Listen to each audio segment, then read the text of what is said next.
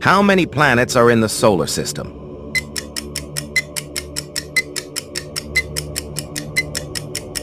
Answer B, 8. Question number 2. How long does it take for light from the sun to reach Earth?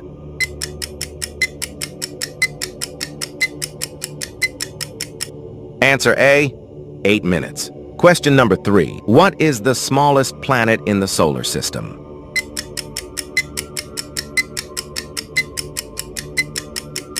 Answer C, Mercury.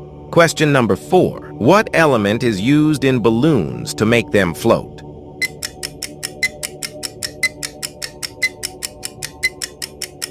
Answer B, helium. What is the Earth's position in the solar system relative to the sun?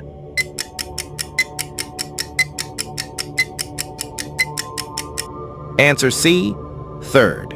Comment